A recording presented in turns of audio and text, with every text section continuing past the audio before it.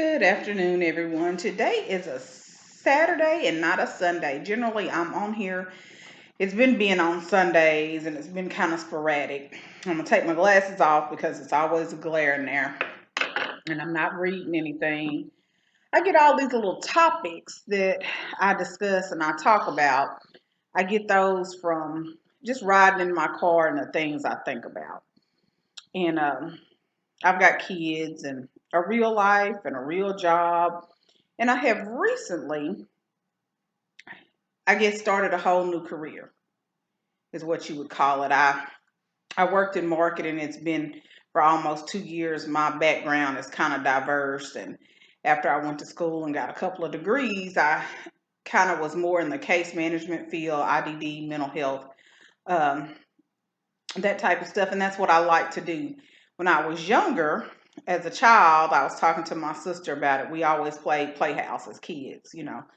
I was born in 76, so we played outside growing up. And we played playhouse, and I was always a therapist, a psychologist. At the time, I would always say psychologist because terminology has evolved, and now we've got counselors and we've got social workers, and the field isn't that broad. But, being 8, 9 years old, you really didn't know all the terminology and you didn't know things were going to change. So, I went to school, got a few degrees, and worked a couple of jobs, and was just unhappy and uncontent. And then some of the people I worked with were awesome and great, but some of the supervisors and the people above them were not so awesome and great as far as administrative staff went. And I thought that was all it was to it, but it really wasn't that. It's just I just did not like what I did. I've been a licensed chemical dependency counselor intern since December. Yeah, since December of 2020. So almost a year now. Hadn't worked a day in the field. So um, on Monday, September the 20th, I started my new career as being a licensed chemical dependency counselor. Took a job doing that, took a pay cut, prayed about it, thought about it, and I was okay with it. And riding home today, I kind of, had a long stretch of highway to kind of think. And I always used to tell my kids, because my testimony is not that all of my kids are great and perfect and they have went off and become doctors and lawyers and everybody's graduated from high school. That's not my testimony. And my testimony is not that I was great and perfect and I took this route like I should have. So, you know, I'm really not, you know, caught up on the actual career choice that people make, because I have decided that it takes everybody to make this world go round. We've got kids that are living their life like it's a rap video. I'm going somewhere with this, stay with me. They living their lives like it's a rap video. Nothing wrong with being a celebrity, nothing wrong with being a rapper. They got stories to tell just like we do. And that's the point I'm trying to make. Regular, average, everyday, working class human beings have a story to tell. We have knowledge and we have wisdom, and we are able to enlighten somebody else on the issues and the problems of life, and to give somebody hope. We always think, we get caught up on the stories of, oh, they're a celebrity and we love their backstory. But people that are just living their regular lives have a backstory. We have trials that we went through. We've had struggles. We've had people that have passed away. Our family, I mean, not just me, because I have a whole family from like 2008 up to about 2012. We had just continuous mass amounts of deaths. My grandparents passed away 6 months apart. And then in 2015, my little sister's father died, and then me and my older sister's father died 3 months apart. People have stories. Like I said, my story, my children will have, if they focus on their lives and they look back from where they started to where they end up at whatever age it may be, at 30, at 40, at 50, they will have a story to tell. we all have a story to tell. I just don't know why we get caught up on the people that we see in the news, the celebrities. There are people in your community that you can get information from. We always want it to be the sparkle, the glitz, the glam, the people that are millionaires. We want it to be the people that see. You wouldn't walk up to me and just ask me, what's your story? What's your life like? What have you been through? Because I'm regular, average, everyday Joe Blow. And I'm not the girl that gets up and puts on the makeup. How you guys see me on here, how you guys see me on YouTube, that's me. I don't wear makeup. Most I'll put on is some lip gloss. I don't do base and rouge and eyeshadow and mascara. I get my eyebrows done and I get my toes done. My nails are real. My hair is real. I got a whole closet full of hair, but I don't try to dress it up and come on camera and be this glamorous whatever because I'm natural. This is how my hair is. I've dated people that couldn't stand the fact when I did a big chop 2013, cut all my hair off. Everybody thought it was cute. I hated it because my head is huge, but it was a process to that. It had to grow out to be what it is, and I can blow dry and flat iron and do all that, but for what? The purpose of me cutting it off is because I was blending in too much. Everybody had that one part to the side, flipped under or flipped up, and back in the day it was the French rolls. We all kind of start conforming and looking alike. And the scripture tells us, be not conformed to this world, but be transformed by the renewing of your minds. So we all want to look like everybody else and be like everybody else, which is why I said these kids are living their life like it's a rap video. You got the kids, we were talking about it in a training class, the kids walking around with the hoodies, it's 105 degrees, and the kids have gotten to this anime and all this kind of stuff. But they never sit down and listen to the people in their communities, the stories they have to tell.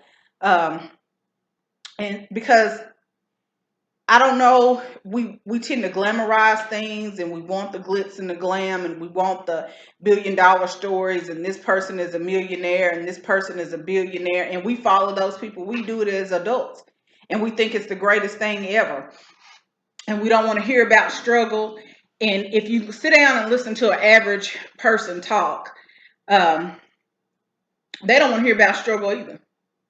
They get up and they go to work every day and they pay bills and they do what they have to do to survive, which was the reason I changed careers, because I got married at 19. I had my first kid 20 days before I turned 21.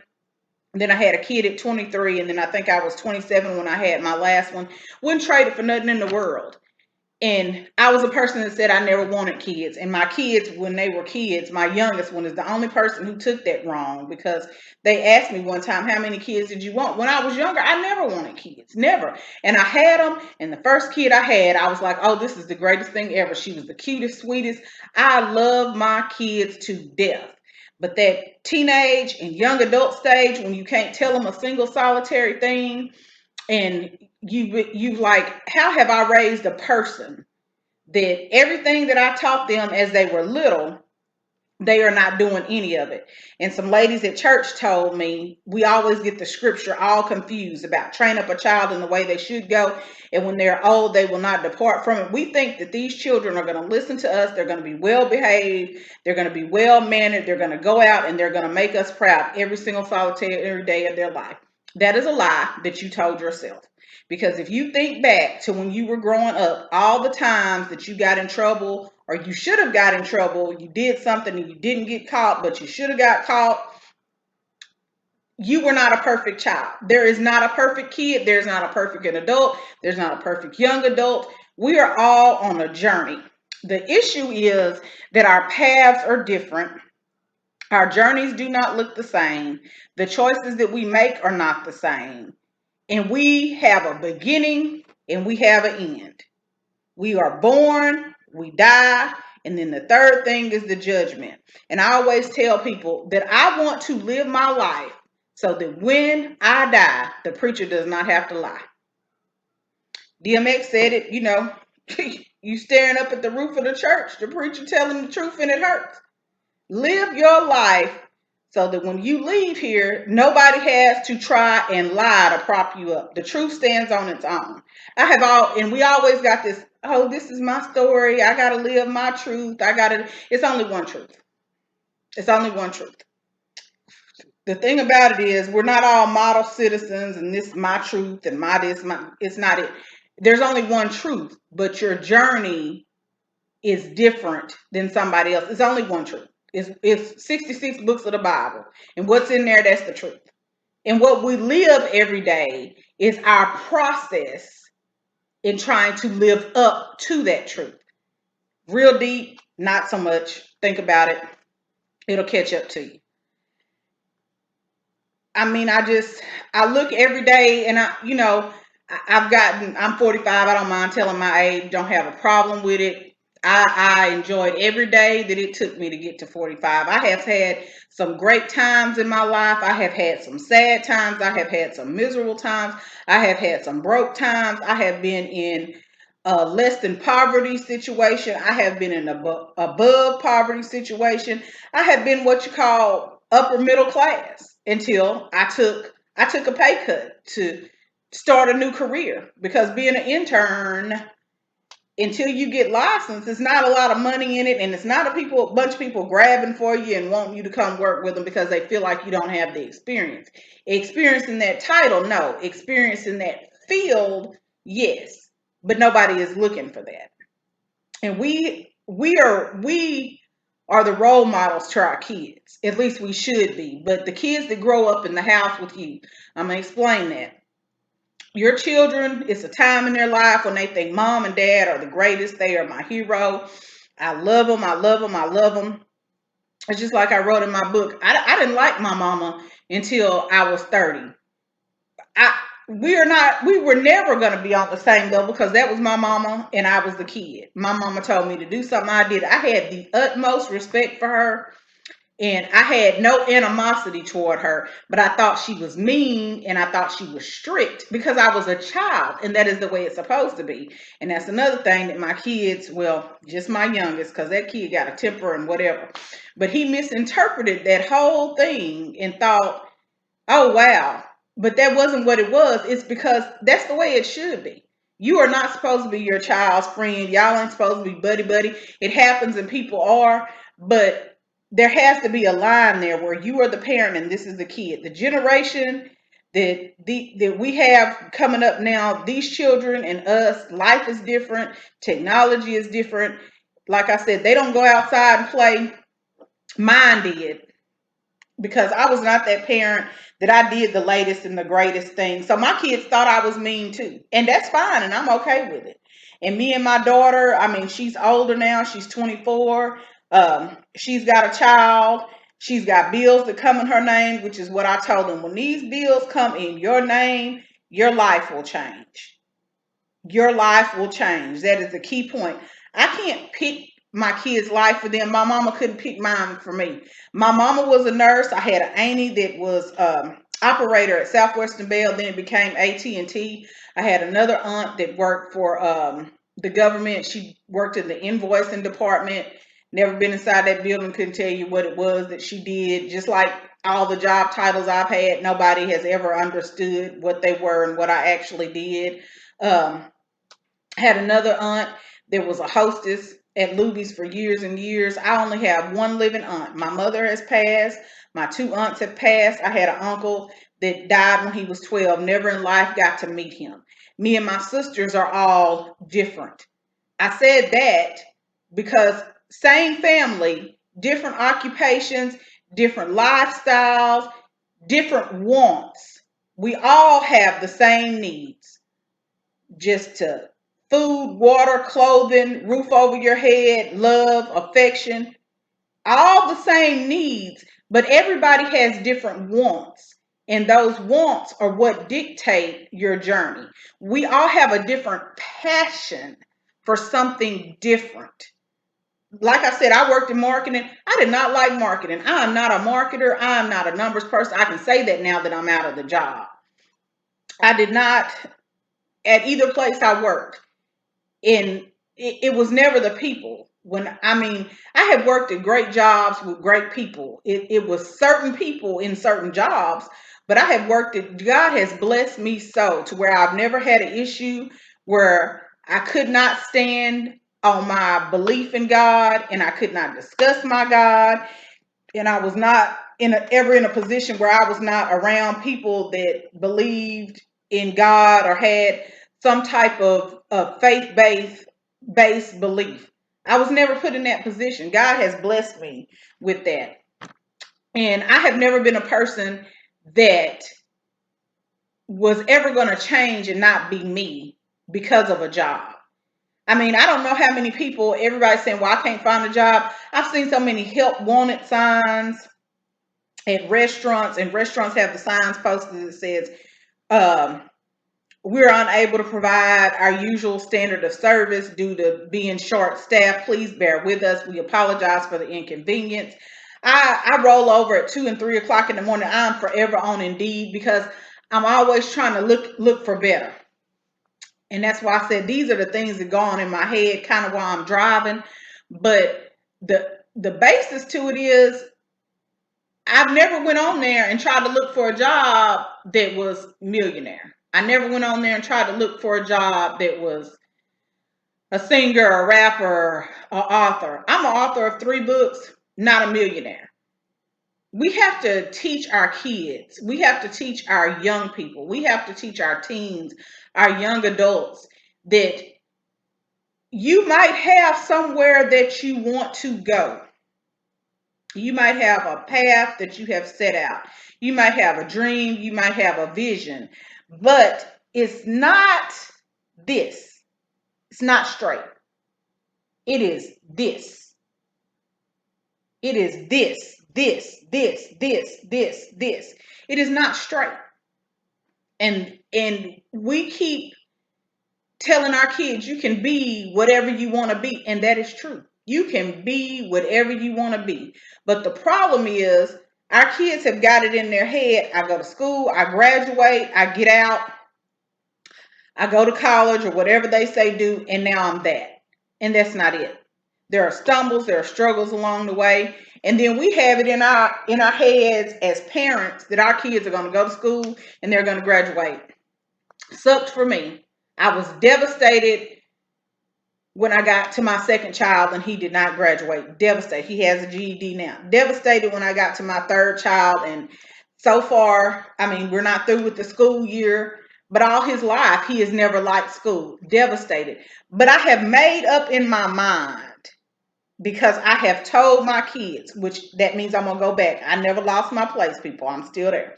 Which goes back to what I was told by the ladies at the church. Train them up in the way they should go, and when they are old, they will not depart from it.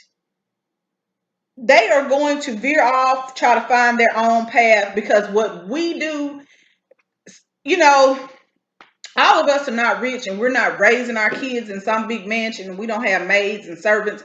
It's a true thing for some people. All of us don't have a business that we can hand over to our kids and say, hey, here, you run this, and this is what you did your whole entire life, and you don't know anything else. That's not the story for everybody. That is not everybody's testimony.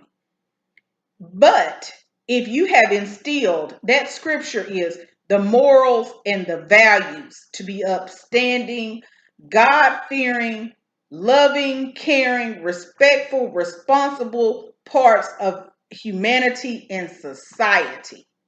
That has nothing to do with all of this stuff. A bunch of stuff in life we have made up in our head, and we are trying to live up to a standard that does not exist. And we're trying to force children to live up to a standard that does not exist. And we are forgetting key important players. If your kid grows up to be a janitor, so what?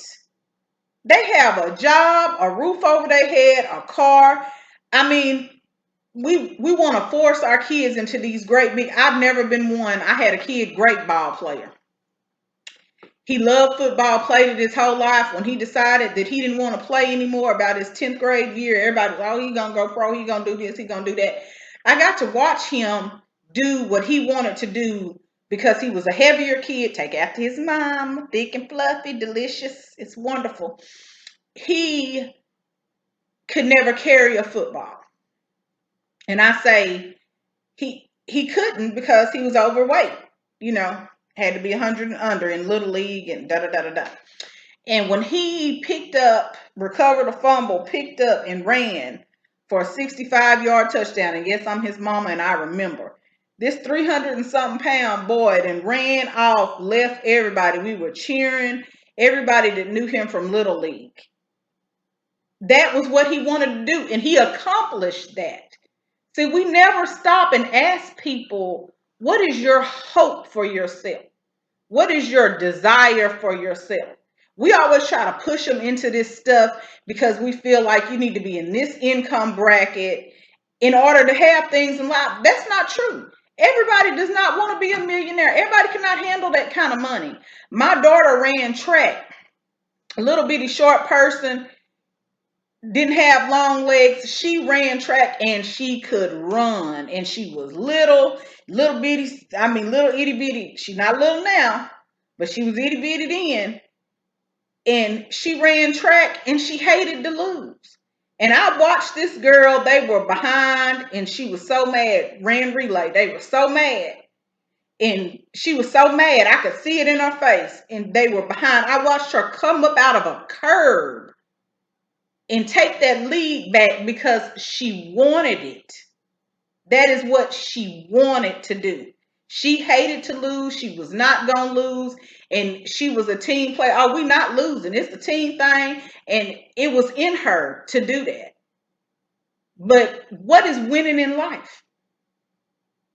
What is winning in life? It's not necessarily being a millionaire. It's exactly what I said.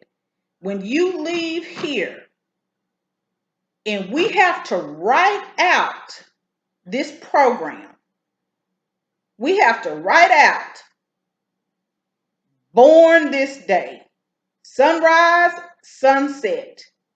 We have to write out. They leave to cherish their memory. Do people really cherish your memory? We have to write out the accomplishments from birth. And we always put this lie on here, accepted Christ. Do we really know they did that? Were you there? Did you see it? Some people never actually accepted Christ. So some people's that need to be left out of. And then we start writing from there. They went to school here. They attended here. They did this. They did that. They are this. They are that. And then we have all of these pictures of their life. And that's what you have left. That's what you have left. We have to keep in mind our kids are going to go astray. They're going to mess up. Tough love is hard. Because as a parent, we all say we don't have control issues. That's a lie. Because as a parent, you have a control issue. You want to control the places your kids go and the things they do. And it's not a bad thing. It's a good thing because you want to keep them safe. You don't want any harm to come to them, and you are responsible for them. Like I said, they living their life like it's a rap video. They out here drinking. They out here doing drugs. Now they out here taking Xanax and fentanyl and all this kind of crazy stuff. And whatever parent says they are around their child 24 hours a day. You don't go in the bathroom with them. You let them go to the store at some point. It's some time in life when they are not around you. And at that point, they get to do whatever they want to do and say whatever they want to say. And all you can hope and pray is that they are doing and they are saying the right thing. But if you be honest, because I was a straight A student because I didn't ever want to go back to school. My mom said, you have to graduate. You are going to graduate. And so I was like, I have no choice in the matter by any means necessary. So when I started seeing people that was dropping out, I was like, how did that happen? And so I did the same thing with my kids my mama did with me and said, you have to. And my kids said, I'm going to call your bluff because what can you do about it? There are laws in place that have given children a head start in this thing that parents can never take back. There are learned behaviors that kids have that they learn at school because there's only so much you can do. You can never make anybody do anything, but you can teach them the right way. And then when they become adults, they figure out mama, daddy, grandma, auntie, whoever raised them was telling me the right thing, and they go back to what you taught them. They go back, because even before my mama passed away, even before my daddy passed away, I have been quoting and saying things that they told me. I'll never forget my mama saying, the world don't owe you nothing because you here. Any kind of respect you want, any kind of attention you want, any kind of happiness you want, any kind of house you want, car you want, money you want, friends you want, you have to work at it. You have to earn it. Nobody is going to hand you anything. In order to be loved, you have to be lovable. In order to have friends, you have to show yourself friendly. That's just what it is. The scripture says, give and it shall be given unto you. Pressed down, shaken together, running over, shall men pour into your bosom. That's biblical. In order to have anything, you have to have hope. And when people say hope, they say, oh, you can't say that. You can't believe in God and say hope. Hope is in the Bible. Hope is the substance of things hoped for, the evidence of things not seen. Our kids have lost hope because we make it seem impossible. My son, my middle son, told me, you know, I'm trying to live off of rules that y'all have made up, talking about me and his dad. And then he was saying it's too much pressure. It's too much. Y'all expect. All we wanted the child to do was graduate. And in his mind, it was too much pressure. I can't go back and say I wouldn't have told him to still graduate, because I'm going to still tell you what's right. And the reason why I'm going to say graduate, I graduated. The reason why I'm going to say graduate is because I'm looking at the jobs on Indeed, and it says high school diploma or equivalent, which is a GED. And I'm looking on Indeed and I'm seeing things that require certification. My first degree was an associate's because I wanted to go to school and get out. I always hated school. So I can't be mad at my kids for not liking school. I can be appreciative of my mama for pushing me and telling me, you got to finish. Nobody made me go to college, but I did it because I was told that's what I needed to do. I got my associates, and then I was out of school. I got my associates in 98, and I was out of school until 2010, and I went back and got a bachelor's.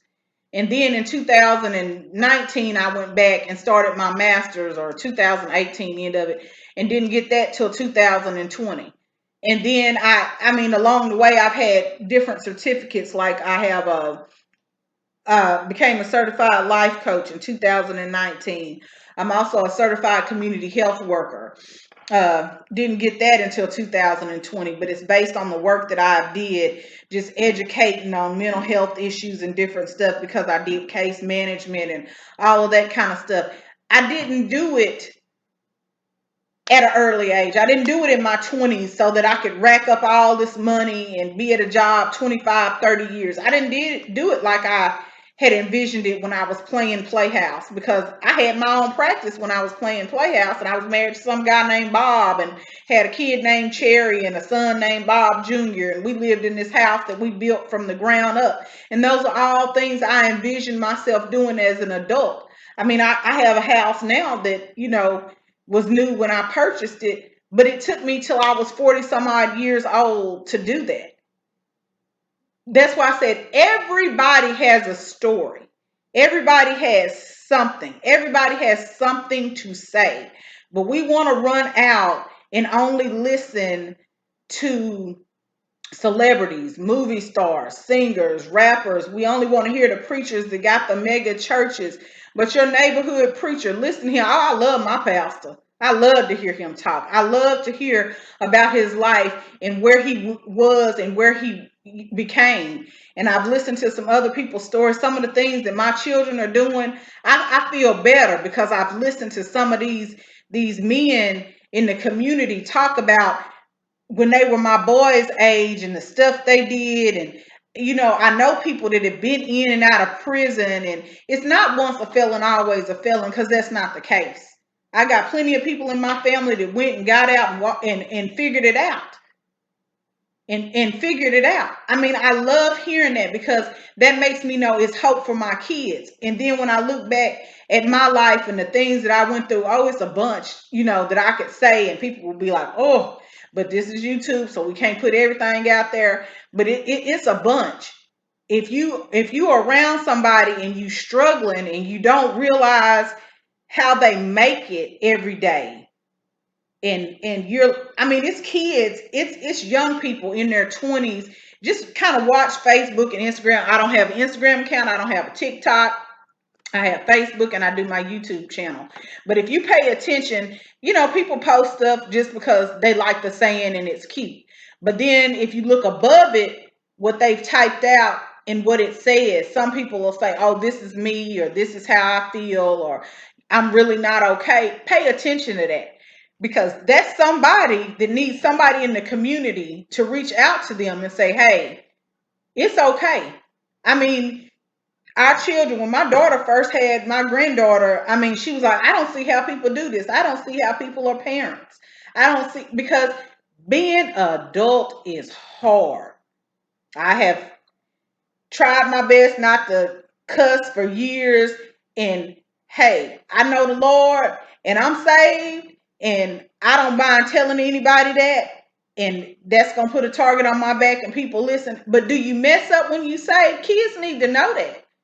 They need to know, do you mess up? Because they feel like everybody fell out of heaven onto the fourth pew of the church, and they ain't never messed up and they ain't never did nothing wrong.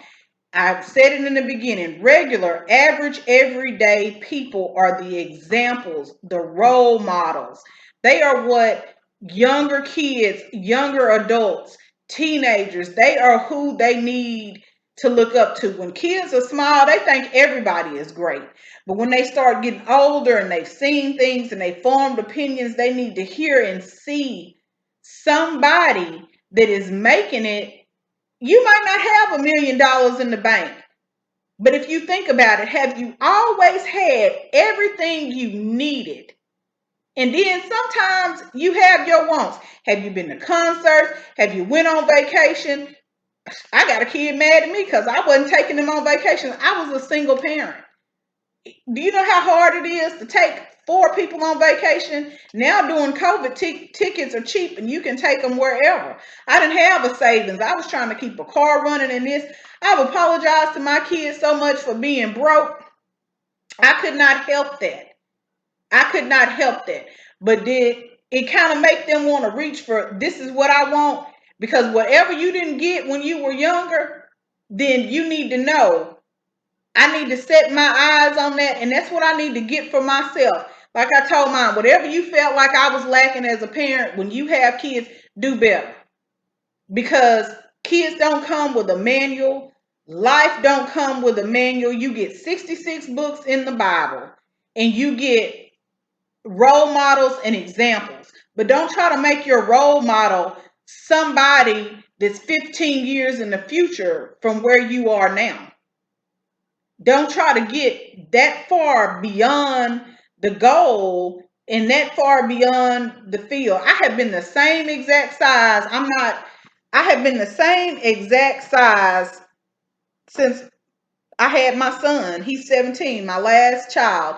I have wore the same exact size. I got clothes in my closet that are about 17, 20 years old.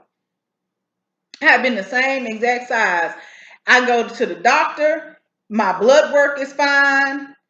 As far as blood pressure, I've taken blood pressure pills since I was like 23 and didn't have a stomach or any of that kind of stuff, because blood pressure is hereditary and some of it is situational. I was in a high stress job. I had 3 kids. Some of that stuff, food, diet, exercise. I have had ulcers. I have had all kinds of stuff. Am I out here trying to be a size 8 and a size 10 because society says that's what it's supposed to be? No, I'm not out here trying to get no silk press and do all of this extracurricular. I'm not trying to do all of that. Our children need to know that when they look in the mirror and see themselves, that they are enough, that they are okay, and that whatever dreams they have, it's okay not to get it on the first try. that you can always stop and regroup and start that thing over. You can begin a whole new career at any age because I'm doing it. You can become whoever you want to be as long as you still got breath in your body. But the thing we do not want to try to tell them is that it's a have to that you have a certain income. Because if we didn't have a janitor, you would go to work to a nasty bathroom with no toilet tissue and no paper towels. If you didn't have somebody working in a fast food restaurant when you went to lunch, you would have had to fix a sandwich from home. And truth be told, half of us don't fix sandwiches or cook. We don't boil water. We can't boil an egg at the house because we don't even do anything in our kitchen anymore. The majority of people. This has become a microwave fast food world, and we need those people. We need car salesmen because what would you be driving? We need the Walmart workers because every last one of us are mad trying to go through the self-checkout with a buggy full of stuff. I worked at Walmart back in the day. I quit. I have no desire now to be a Walmart checker, so I'm going to just put that little plug in. Let's just put some cashiers back out there and let them get their check. That's all I'm saying. We need everybody.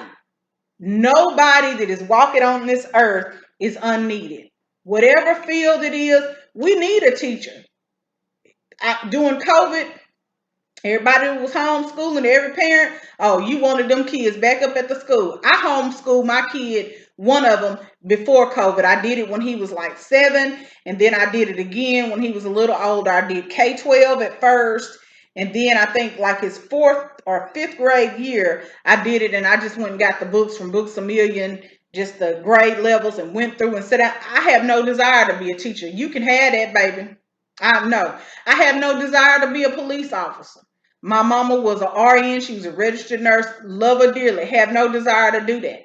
My daughter has went and got her phlebotomy certificate. I don't do blood like that. I don't get grossed out, and I don't do blood, and I don't do sick people. I'm not drawing blood. I'm not cleaning up after sick people. That's not for me. So never look at somebody and feel like this is a field that your kid can't do. I got one that wants to be in construction and want to own his own business and great with his hands. Did a floor in my sister's closet. He can learn and do anything that is hands on. He doesn't want to work in the office. He doesn't want to be a clerk or do none of that.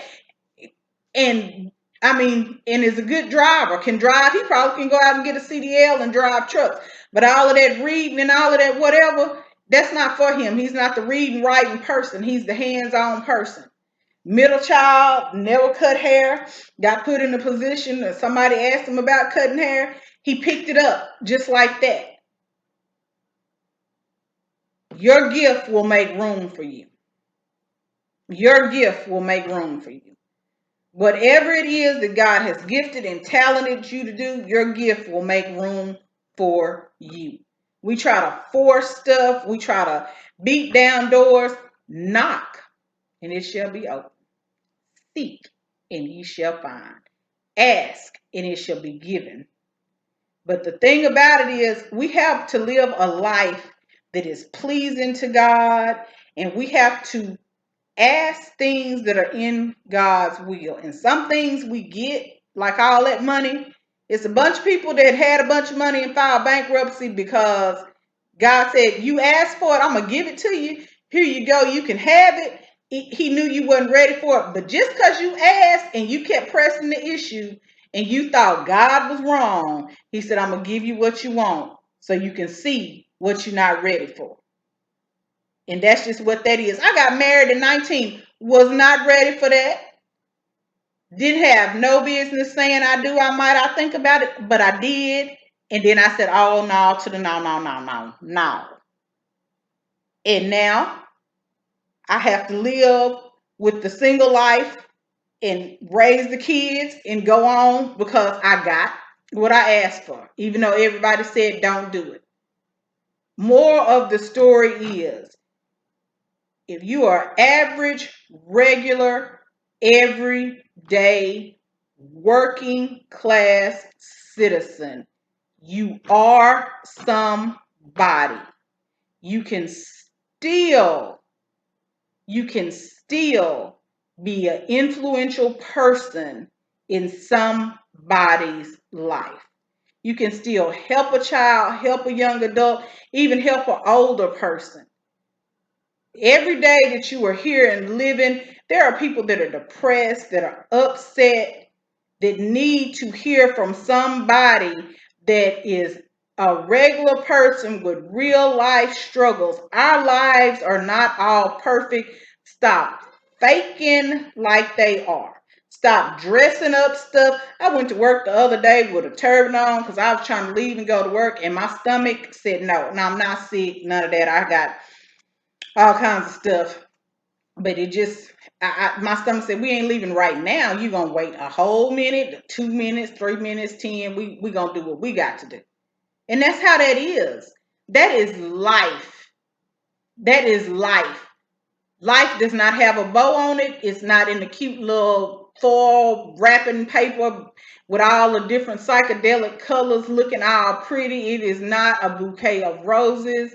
It don't always smell good, look good, feel good. We are human beings. You are a human being. Every day you get up, you are being. Whatever that is. Never feel like you are less than. Never look at anything that they put on TV or anything that they say on TV or try to push on you.